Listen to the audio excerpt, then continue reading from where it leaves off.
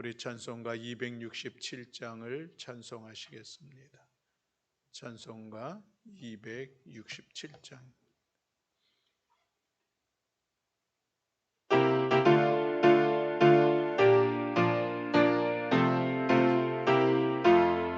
주의 확실한 약속의 말씀 듣고 주만 믿으면 구원을 얻으리라. 할렐루야 할렐루야. 내가 예수를 믿어 그의 흘리신 피로 내 죄 씻었네. 할렐루야 할렐루야. 내가 예수를 믿어 그의 흘리신 피로 내 죄 씻었네. 나의 갈 길이 험하고 위험하나 항상 예수의 도우심 믿고 가네. 할렐루야 할렐루야. 내가 예수를 믿어 그의 흘리신 피로 내 죄 씻었네. 할렐루야 할렐루야. 내가 예수를 믿어 그의 흘리신 피로 내 죄 씻었네.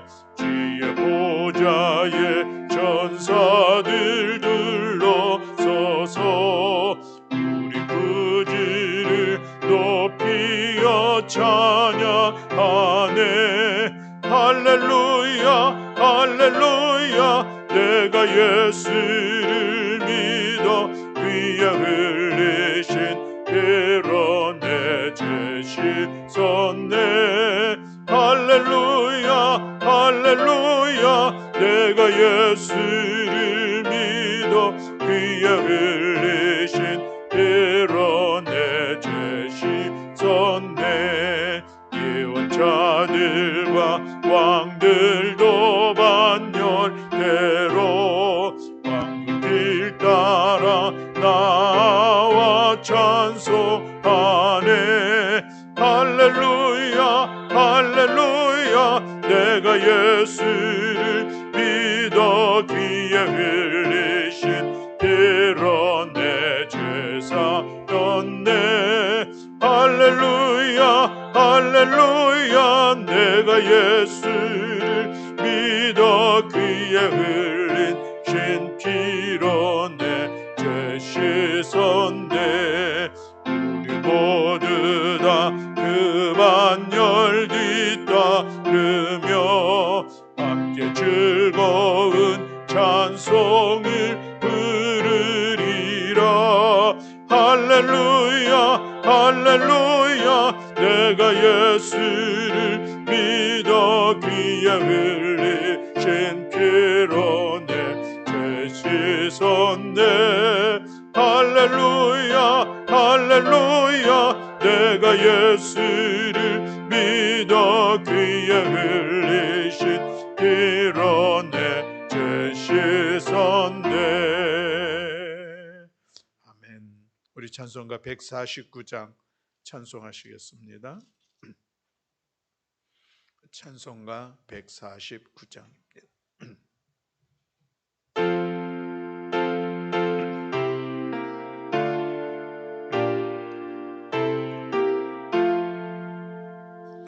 주 달려 죽은 십자가 우리가 생각할 때에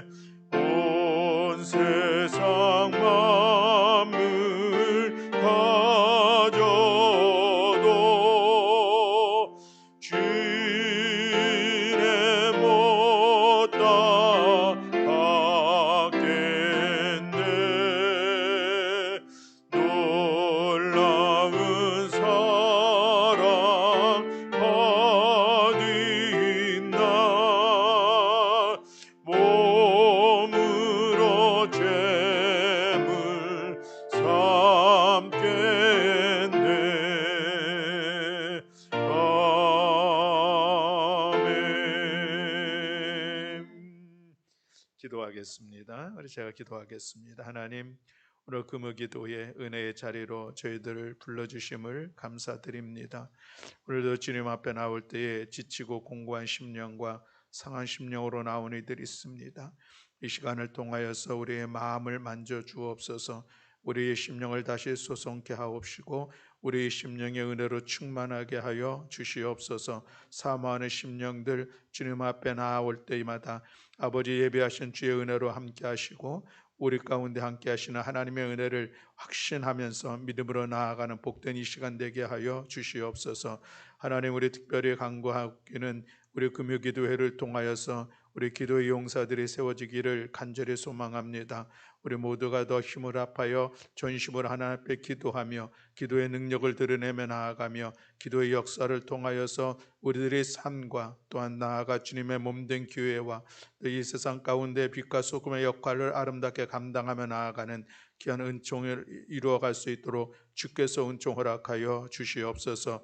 오늘도 하나님, 우리 찬양과 우리의 말씀과 또한 하나님 기도 가운데 하나님께서 역사해 주심을 믿습니다. 하나님, 오늘 말씀을 함께 나눌 때에 이 말씀이 우리의 심령의 생명의 말씀이 되게 하시고 우리 함께 기도할 때에 하나님의 역사를 이루는 복된 이 시간 되게 하여 주시옵소서. 감사드리며 우리 주 예수 그리스도 이름으로 기도드렸습니다. 아멘. 함께 성경 봉독하시겠습니다. 요한복음 6장 66절부터 71절의 말씀입니다. 요한복음 6장 66절부터 71절에 있는 말씀. 네, 우리 다 같이 한 마음으로 한 목소리로 함께 봉독하시겠습니다. 그때부터 그의 제자 중에서 많은 사람이 떠나가고 다시 그와 함께 다니지 아니하더라. 예수께서 12 제자에게 이르시되 너희도 가려느냐? 시몬 베드로가 대답하되 주여, 영생의 말씀이 주께 있사오니 우리가 누구에게로 가오리이까?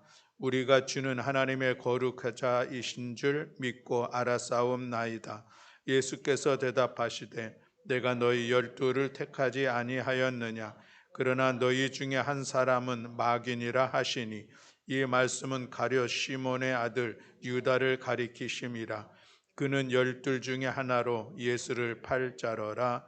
아멘. 이는 우리를 향한 하나님의 말씀입니다. 아멘.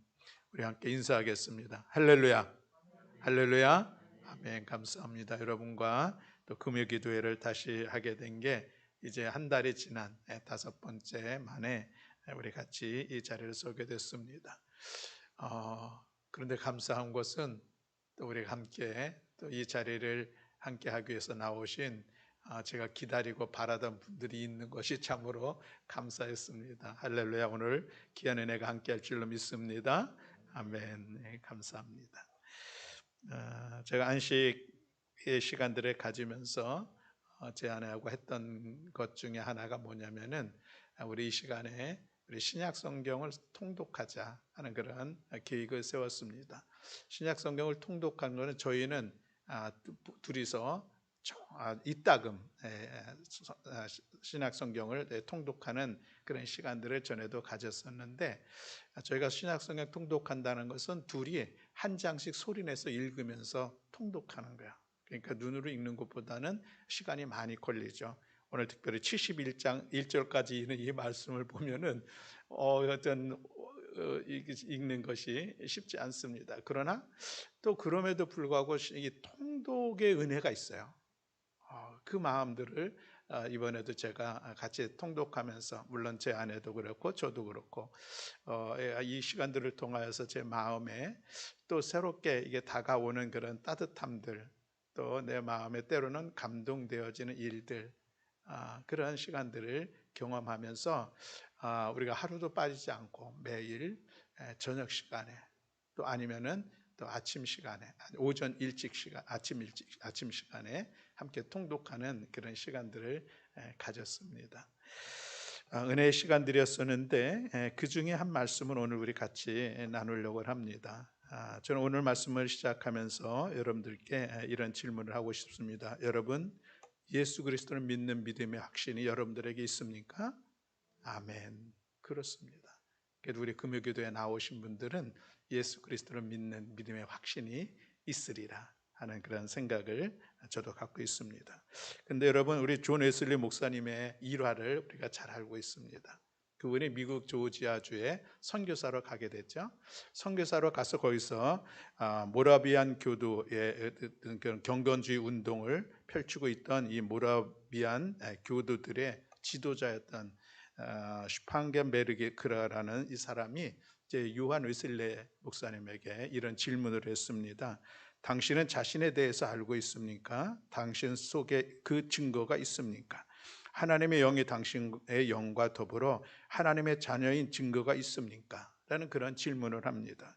웨슬리는 예상치 못한 질문에 대해서 당황하게 되었고, 또 다시 그 질문에 당황하는 그런 모습을 보고서 이 스팡겐베르크가 두 번째 질문을 합니다. 그 질문은 당신은 예수 그리스도를 아십니까? 라는 그런 질문이었습니다. 웨슬리는 잠시 생각한 후에 이렇게 대답을 했습니다. 네, 그분이 세상의 구주이신 줄 알고 있습니다. 이런 대답을 했죠.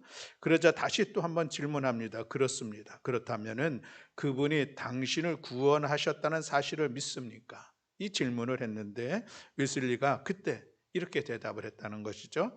나는 그가 나를 구원하시기 위해서 죽으셨음을 믿고 싶습니다.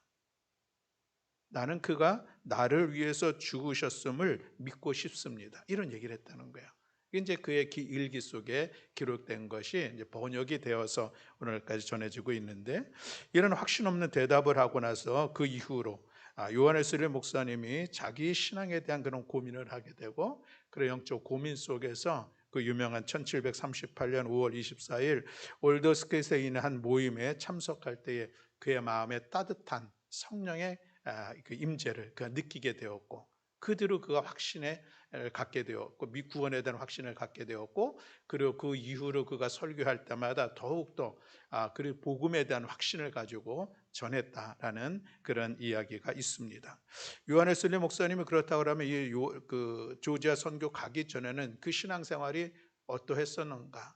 우리가 늘 감리교회에서 그토록 요한 웨슬리 목사님이 얘기하면서 그는 어려서부터 목사의 가정에서 자라고 어머니의 아주 강력한 그 리더십 가운데 교육을 받고, 또 좋은 학교도 가고, 또 나중에는 옥스포드 대학에서 또 가르치기도 하고 하는 그런 역할들을 감당하면서 홀리클럽도 운영하고 좋은 많은 엄청난 일들이 많습니다. 그렇게 하면서 이제 조지아 선교로 가게 됐는데, 그럼에도 불구하고 예수 그리스도가 나를 위해서 죽으셨다는 사실을 내가 믿고 싶습니다. 이런 고백을 했다는 것은 참으로 놀라운 일들입니다. 그래서 우리는 날마다 이 믿음을 다시 한번 돌아보고, 내가 정말 이 믿음이 나에게 있는지, 내가 주님의 십자가를 믿는 확신이 나한테 있는지 우리가 돌아보는 그런 시간들을 가지면서 우리의 믿음을 다시 깨우쳐 나가는 우리 모두가 되어야 할 줄로 믿습니다. 오늘 본문의 말씀에 보면은 이 말씀은 오병이어 기적 이후에, 그리고 그 다음 날에 가버나움 회당에서 예수님께서 길게 설교하신 이후에 있었던 그런 내용들을 기록하고 있습니다. 예수님께서 나는 생명의 떡이다 하는 그런 제목으로 설교를 하셨습니다. 그런데 이 설교를 듣고서 거기에 있었던 많은 사람들이 어떻게 반응을 했는가? 그 반응한 것을 오늘 본문에 기록하고 있는 그 내용들입니다. 오늘 본문에 보면은 세 가지 부류의 사람들이 있음을 볼 수가 있습니다. 그들이 왜 예수님을 따라왔었는가 하는 것을 우리가 볼 수 있다는 것입니다. 그 세 그룹, 첫 번째 그룹은 인생의 문제를 하기 위해서 예수님을 따르는 사람들이 대부분이었다라는 것입니다. 예수님께서 오병이어를 통해서 5천 명이나 되는 배고픈 사람들을 넉넉히 배부르게 먹는 엄청난 일들을 이루셨습니다. 또 그것뿐입니까? 예수님께서 평소에 늘 병들고 괴로운 사람들을 불쌍히 여기시고 그대로 고쳐주시는 일도 하셨습니다. 귀신 들린 자들에게서 귀신을 쫓아내시는 그런 사역들도 있었습니다. 일반인들이 감히 흉내낼 수도 없는 그런 엄청난 일들을 하는 그런 모습들 속에 많은 사람들이 예수님을 따라오게 되었죠. 특별히 이 오병 이후의 이 표적 이후에는 어떤 현상들이 일어났습니까? 거기에 있었던 많은 사람들이 야, 우리 이 예수를 우리의 임금으로 삼자 하는 그런 얘기까지, 그런 움직임까지 나오게 된 것을 우리가 성경을 통해서 볼 수가 있습니다. 그들은 왜 예수님을 따랐고 왜 예수님을 임금으로 삼으려고 했을까? 자기들의 삶의 문제들을 넉넉히 해결해 주시기에 충분하다라고 생각했기 때문에, 그것이 그들이 예수님에 대한 그런 믿음의 모습이었다라고 하는 것이죠. 내 인생의 문제를 해결해 주실 분, 그러기에 내가 예수를 믿는다 하는 그런 모습으로 우리가 돌아볼 수가 있다라고 하는 그런 말씀입니다. 그런데 여러분, 그렇습니까? 그 일들에 대해서 과연 오늘 우리도 뭐 그런 모습들, 그런 기도들이 있죠. 그러나 그것이 우리가 예수 그리스도를 믿는 근본적인 목적이나 이유가 될 수가 있겠느냐 하는 것이죠. 그렇지 않다는 것은 분명합니다. 그러나 때로 우리에게는 또 그런 것에 대한 여러 가지 유혹들이, 우리의 신앙이 또 한쪽으로 흘러가려고 하는 그런 경향들이 늘 있다는 것을 우리는 주의하여 우리 자신을 돌아볼 필요가 있겠습니다. 지금 당장 주어진 삶의 문제를 해결하는 데 초점이 맞추어져 있는 수많은 군중들, 근데 그들에게 대해서 예수님께서 오병이어의 표적, 그 표적이라는 것은 예수님이 이제 뭔가 나는 누구이다라는 것을 드러내기 위한 한 기적이기 때문에 요한복음에서는 그것을 표적으로 이야기한다라고 하는 것을 우리가 알 수 있습니다. 그러면서 예수님이 나는 생명의 떡이다 라고 말씀을 하시죠. 그래서 나를 먹어야 살 수가 있다, 내 피를 마셔야 살 수 있다, 뭐 이런 말씀을 하시니까 도무지 그 이야기를 이해하지 못하고 모든 사람들이 다 예수님을 떠나가는 그런 일들이 있었습니다. 오늘 우리도 예수님을 떠날 수 있는 그런 가능성들이 어디에서, 예수님을 떠날 수는 없지만 그래도 예수님에 대한 우리의 마음이 흔들릴 수 있는 그런 가능성이 어디서부터 옵니까? 나의 인생의 문제로부터 온다는 사실을 오늘 우리가 기억해야 됩니다. 정말 절박하여서 간절함으로 기도했는데도 하나님 응답하지도 않는 것 같고, 또 이렇게 이 문제 도무지 해결할 길도 열리지도 않는 것 같고, 이런 상황들, 내 인생의 문제들이 예수 그리스도를 믿는 그 믿음의 큰 걸림돌이나 장애물들이 될 수 있다라고 하는 가능성들을 이 수많은 사람들을 통해서 우리가 볼 수가 있다는 것이죠. 그렇습니다, 여러분. 우리가 예수 그리스도를 믿는 이유는 우리 인생의 문제를 해결하려고 하는 것이 결코 아닙니다. 오늘 내 앞에 있는 상 같은 문제들을 어떻게 예수님을 통해서 한번 해결해 보려고 하는 그런 의도도 결코 아니다라고 하는 우리 신앙의 본질들을 우리는 다시 한번 돌아보아야 할 줄로 믿습니다. 두 번째 부류의 사람이 있습니다. 이 사람은 자기의 욕망을 위하여서 예수를 따른 사람이 있는데, 그가 누구입니까? 12 제자 중에 가룟 유다. 가룟 유다의 모습을 보면 그렇지 않습니까? 많은 사람들이 예수님을 떠나갔지만 그래도 12 제자가 남아 있었고, 그 중에 한 사람은 가룟 유다였었습니다. 그는 예수님을 떠나가지는 않았지만, 그러나 그의 마음은 떠나 있는 것을 우리가 볼 수가 있는 것이죠. 그런데 왜 이 가룟 유다는 그렇게 마음이 떠났음에도 불구하고 예수를 따랐을까? 자기의 정치적인 야망을, 내가 사회적으로 유대 사회에서 뭔가 내 자신을 좀 드러내려고, 또 자기의 재정적인 이런 욕심을, 그것을 물질의 탐욕을 채우기 위해서 몸만 남아 있는 이 가룟 유다의 모습을 볼 수 있다는 것입니다. 그러니 자신의 욕망을 이루기 위하여서 예수 그리스도를 믿는 믿음의 사람으로서 가장 대표적인 사람, 이 가룟 유다를 우리가 볼 수가 있는 것이죠. 그런데 예수님께서 가룟 유다를 통하여서 하신 말씀이, 특별한 말씀이 있습니다. 오늘 70절 말씀에 보면은 예수께서 대답하시되 내가 너희 12를 택하지 아니하였느냐, 그러나 너희 중에 한 사람은 마귀니라 라고 말씀하고 있습니다. 여기서 너희 중에 한 사람이 누구예요? 가룟 유다. 근데 그는 마귀라고 말씀을 하십니다. 우리가 그토록 많이 이야기됐던 마귀 사탄, 이것이 바로 이 가룟 유다 속에 있음으로 인하여서 그가 그렇게 행동하고 그런 일들을 벌여나갔던 그런 모습들을 볼 수가 있다는 것이죠. 이 사단 마귀의 특징에 두 가지가 있다면, 하나는 탐욕, 또 하나는 거짓, 위선. 이것이 가장 강력한 사단 마귀의 역사를 통해서 나타나는 그런 모습이라 우리가 볼 수가 있습니다. 그렇습니다. 여러분, 오늘도 우리가 예수 그리스도를 믿는 이 우리의 믿음 속에 우리의 욕망, 우리가 가지기를 원하는 것, 우리가 이루기를 원하는 그런 어떤 것들이 사단의 역사 속에서 우리의 믿음의 시험을 받고 흔들림을 받을 때가 있다는 이 사실을 우리가 기억해야 할 것입니다. 사단 마귀가 두루 산길차를 찾아다니는 그런 모습들이 있는데, 어떤 사람을 타겟으로 해서 찾아놨을까? 마음에 욕망이 가득한 사람들, 마음속에 뭔가 기대하는 바가 큰 사람들, 그 사람들을 향해서 유혹을 다가가게 되는 것이죠. 그들은 쉽게 넘어질 수 있기 때문에 그렇습니다. 사랑하는 성도 여러분, 우리가 우리의 믿음의 시간들은 우리의 욕망들, 나의 뜻을 이루려고 하는 것은 결코 아닙니다. 그것으로 인해서 혹여나 우리가 시험을 든다거나 또한 그것으로 인해서 우리가 낙심할 것도 결코 아니다 하는 것입니다. 우리가 하나님 앞에 기도하는 이 기도의 제목들, 야고보서에서는 기도해도 응답되지 않는 것을 두 가지로 이야기를 하고 있습니다. 하나는 우리가 욕심으로 구하는 것, 나의 탐욕을 채우기 위해서 구하는 것, 그 기도는 응답하지 않는다, 안 된다라는 그런 말씀입니다. 당연하죠. 하나님 우리의 탐욕을 채워주시는 분이 아니잖아요. 하나님의 선한 뜻을 오히려 우리를 통해서 이루어가기를 원하시고, 우리의 있던 욕망들과 우리의 어떤 것들을 내려놓고 내 자신을 부인하기를 원하시는 하나님이심인데, 우리가 열심히 기도하는데 뭔가 내가 이거 정말 선한 일인 것 같아서 열심히 기도하지만 그 내면에 우리가 돌이켜보면 뭔가 내가 그것을 통해서 뭔가 이루기를 원하는 자신의 어떤 내 자신의 어떤 야망들, 욕망들, 그걸 놓고 열심으로 기도하면서 그것이 안 됨으로 인해서 낙심하는 그런 모습들을 우리가 볼 수 있다는 것이죠. 또 야고보서에 보면은 믿음이 없이 기도하는 것을 응답받을 생각하지 말라는 그런 말씀도 있습니다.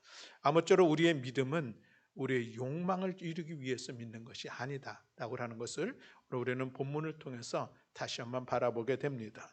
그렇다고 하면 이제 세 번째 그룹이 있는데, 진정한 제자로서 예수님을 따르는 그런 사람 그룹입니다. 그 중에 대표적인 사람이 오늘 본문에 나오는 베드로다라는 그런 말씀인 것이죠. 예수님에게서 제자들이 따라다니던 많은 사람들이 다 물러갔습니다. 그러자 예수님께서 제자들에게 말씀하시죠. 너희도 가려느냐? 참, 이 예수님의 질문이 어떤 마음으로 질문하셨을까 하는 생각을 해볼 수 있기를 바랍니다. 수많은 사람들이 모여 있었는데, 그런데 예수님께서 내가 참으로 나는 생명의 떡이다 라는 그런 말씀을 설교를 통하여서 오히려 감동된 게 아니라 다 떠나버리고 12제자만 남았습니다. 그또 거기에 또 한 명은 가룟 유다, 이제 예수님을 팔 자라를 예수님께서 이미 알고 계셨으니 그런 심령 속에서 제자들에게 너희도 가려느냐라는 그런 질문을 한 것이죠. 이 말씀 속에 예수님은 어떤 의미로 얘기했습니까? 너희를 절대로 떠나면 안 돼. 그 마음이 아니겠습니까? 나와 함께 있어야 너희가 영생을 얻을 수가 있어. 많은 사람들은 자신의 육체적인 만족을 위해서 떠났고 자기들이 기대하는 바가 아니기 때문에 떠났지만, 이제 남은 너희 제자들은 결코 나를 떠나서는 안 된다는 그런 역설적인 질문을 예수님께서 제자들에게 하고 있는 것을 볼 수가 있습니다. 예수님께서 이와 같이 물어보실 때에 베드로가 대답을 하죠. 물론 베드로도 예수님을 계속 따라다니면서 예수님께서 엄청난 기적과 이적을 행하시고 또 오병이어의 현장에 늘 함께 있었던 베드로의 모습입니다. 특별히 또 베드로는 예수님의 명령에 따라서 무리를 걷다가 빠지는 그런 일들도 경험했던 사람인 것을 오늘 우리가 볼 수가 있는데, 그런데 이 베드로는 자기가 보았던 경험했던 예수님, 그 예수님의 그 이상의 모습들을 그는 보았던 것이죠. 그는 깨달았던 것입니다. 그것이 그에게 믿음이 되었던 것이죠. 그것은 무엇입니까? 베드로의 고백 속에서 볼 수가 있습니다. 68절과 69절 말씀에 보면 주여 영생의 말씀이 주께 있사오니 우리가 누구에게로 가오리까? 우리가 주는 하나님의 거룩하신 자인 줄 믿고 알았사옵나이다. 이것이 베드로의 고백입니다. 주는 그리스도시요 살아계신 하나님의 아들이십니다. 이런 마태복음에 있는 이 고백도 참으로 위대한 베드로의 고백이었었는데, 오늘 모든 사람들이 다 떠나가고 남아있는 그 상태에서 너희도 가려느냐는 예수님의 질문 앞에 그가 대답한 것은 영생의 말씀이 주께 있는데 우리가 어떻게 주님을 떠나겠습니까? 이 얘기죠. 다른 사람 같았으면 주님 그렇게 놀라운 기적을 일으키면서 우리의 문제들을 다 해결해 주시는데 우리가 어떻게 주님을 떠나겠습니까? 이렇게 얘기할 수도 있었을 것 같아요. 가론유다는 누구는 다 다른 사람은 다 떠나도 나는 내 이 욕망을 채울 때까지는 내가 주님을 떠나지 않겠습니다. 이것은 가론유다의 모습일 것 같습니다. 그래서 진정 가론유다는 예수님이 십자가에 달려 죽으실 때까지 예수님의 곁을 떠나지 않았던 그 사람인 것을 오늘 우리가 볼 수가 있습니다. 그런데 베드로는 그런 어떤 예수님께서 행하신 일들, 겉으로 드러난 그 모습이 아니라 예수 그리스도를 통해서 야, 이분은 진정 하나님의 아들이시구나, 이분에게 영원한 생명의 말씀이 있구나 하는 그런 믿음의 고백이 그에게 있었다는 것이 참으로 귀하다라고 하는 것입니다. 베드로에게는 예수님에 대한 분명한 믿음이 있었습니다. 그리고 그 예수님을 신뢰했습니다. 그래서 그는 예수님을 향하여서 이런 귀한 믿음의 고백을 하고 있는 것을 오늘 우리가 볼 수가 있습니다.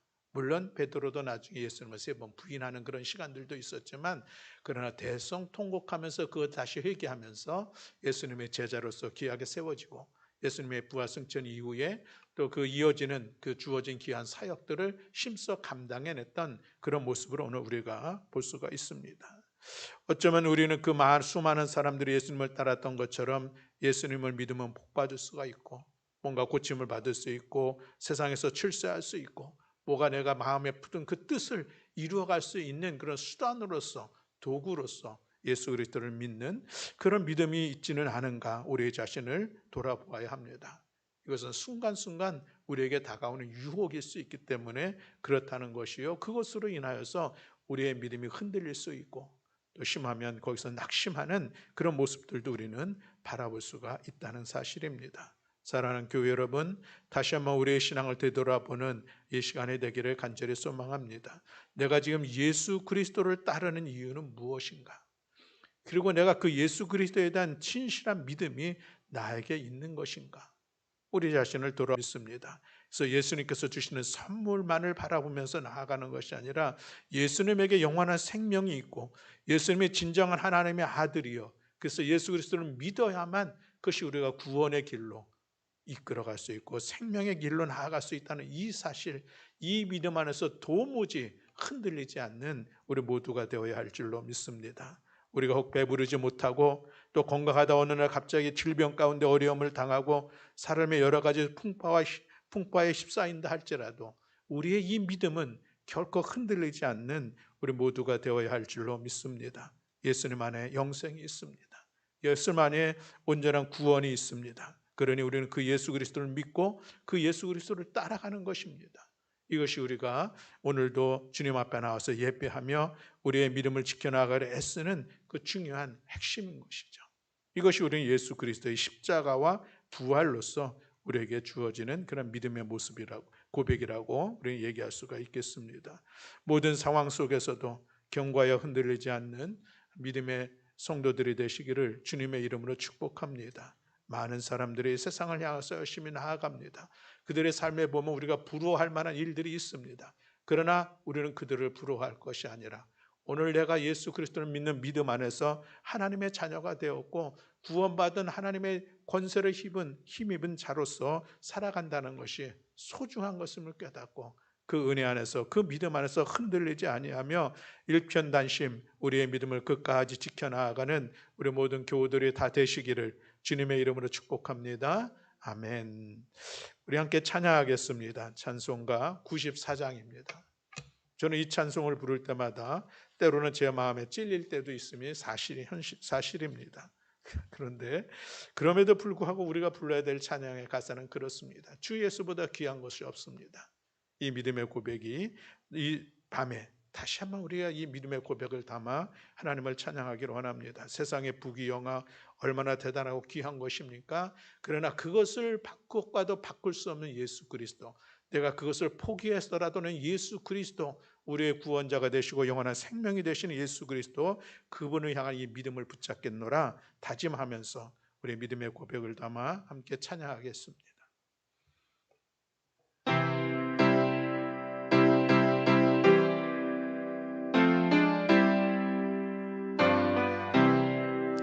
주 예수보다도 귀한 것은 없네. 이 세상 무기와 바꿀 수 없네. 영죽을 내 대신 돌아가신 그 놀라운 사랑 잊지 못해. 세상 즐거움 다 버리고 세상 자랑 다 버렸네. 주 예수보다도 귀한 것은 없네. 예수 밖에는 없네. 주 예수보다도 귀한 것은 없네. 이 세상 병에와 바꿀 수 없네. 이전에 즐기던 세상 일도 주 사랑하는 마음 맺지 못해. 세상 즐거움 다 버리고 세상 자랑 다 버렸네. 주 예수보다도 귀한 것은 없네. 예수 밖에는 없네. 주 예수보다도 귀한 것은 없네. 이 세상 행복과 바꿀 수 없네. 유혹과 핍박이 몰려와도 주 섬기는 내 맘 변치 않아. 세상 즐거움 다 버리고 세상 자랑 다 버렸네. 주 예수보다도 귀한 것은 없네. 예수 밖에는 없네. 아멘. 우리 이제 기도하는 시간을 갖고자 합니다.